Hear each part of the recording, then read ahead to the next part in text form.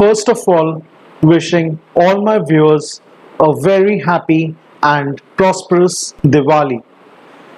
Good morning, good afternoon, and good evening. Ladies and gentlemen, welcome back to my channel. I'm Anish, and in this video, we'll see that while China tried to hide it by arm twisting senior World Bank leadership to manipulate its rankings in the bank's doing business index, the can of worms is spilling as Evergrande Group's potential default stands to be one of the largest ever. China's economy is fueled by debt and it's coming apart. From private firms to state-owned giants, leading companies are facing bankruptcy. Factories are shutting because there's no electricity, and foreign creditors are in distress. Today, we'll discuss how, as the Evergrande contagion spreads, China's developer defaults are piling up. We'll see how Evergrande, which is the world's most indebted real estate company, owing more than $300 billion, has triggered fears that its potential collapse could send shockwaves through global markets. What started off as a World Bank data rigging scandal is now unraveling. China's AA plus rated bonds as farce. An internal audit of the World Bank's 2018 and 2020 doing business rankings found that China pressurized the bank's top management into reversing its rankings fall from 78 to 85 at a time when the bank was seeking Beijing's support for a major capital infusion. The damage forced World Bank to discontinue its doing business climate rankings. India's Commerce and Industry Ministry issued a statement highlighting that this entire episode clearly exposes the rampant fraud on which Chinese data is built and reflects how China has actively defrauded world's investors. Similarly, last year, 82% of Chinese bonds with an investment grade rating defaulted. And all these bonds included both private and public enterprises. And all these bonds that failed were rated AA plus. So we can clearly see that either the rating agencies are lying or the Chinese corporates are cooking their books.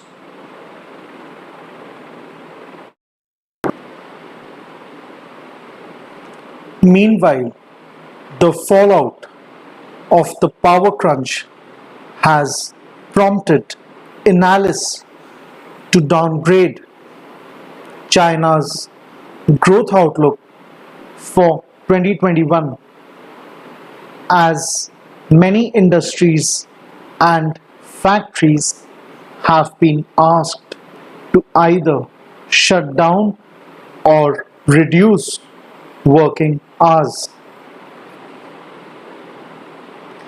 China is facing its worst electricity crisis in a decade,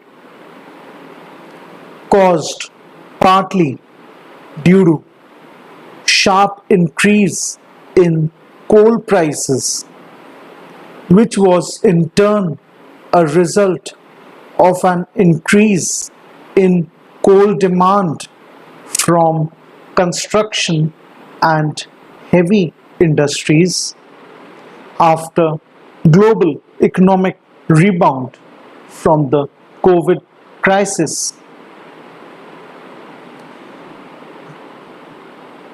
This triggered the current crisis as power plants went shutting down because of heavy losses on buying expensive coal and selling into a highly regulated electricity market. Stockpiles further reduced when China stopped importing coal from Australia in retaliation for Australia calling for an investigation into the origins of the coronavirus. Another trigger is China's inability to meet its clean energy commitments.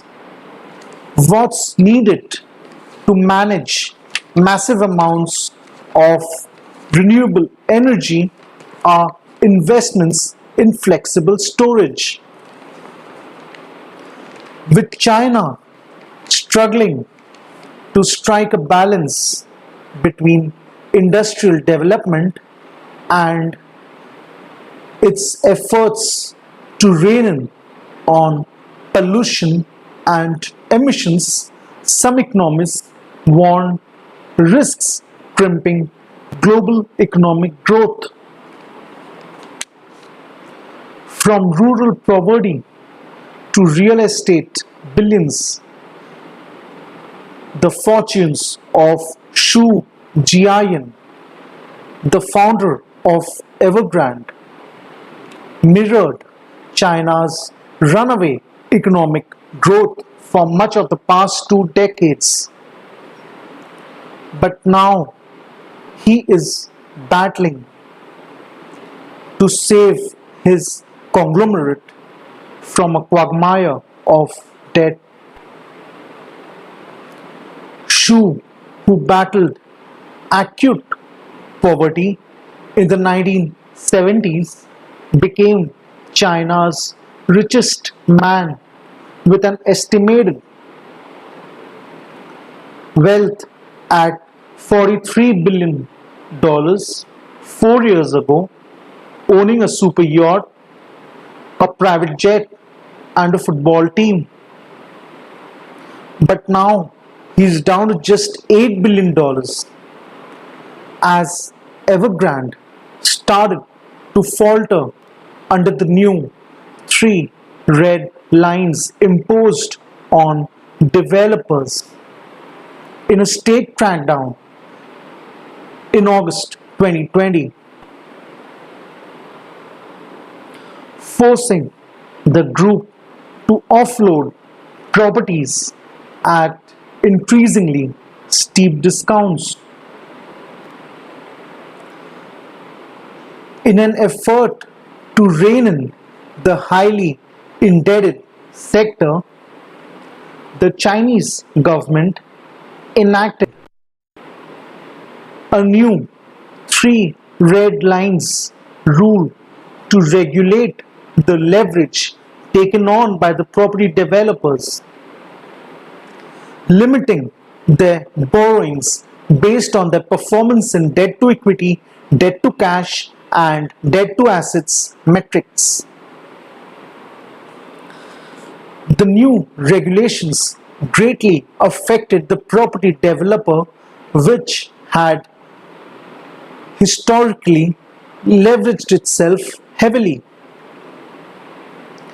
S&P Global Ratings stated that Evergrande was so highly leveraged that it's likely to breach all of the three requisite thresholds.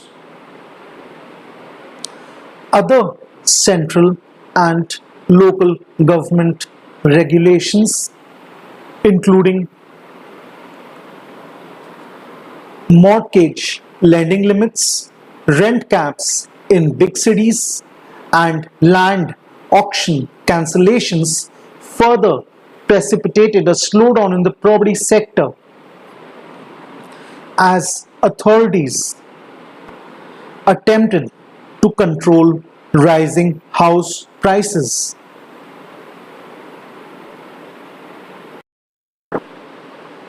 And as credit tightening raises default pressure, irony of the story is that it's not only the private sector that's been hit.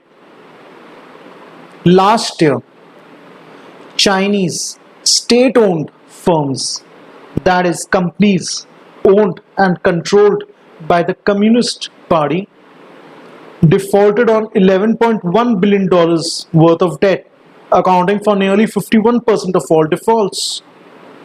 So, is the Chinese state running out of cash then?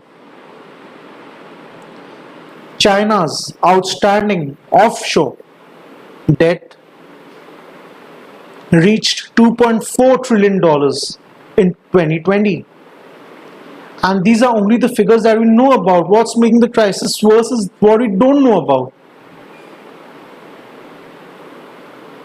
For decades, China's local governments have relied on off-the-books borrowings with no transparency when it comes to how the funds are used.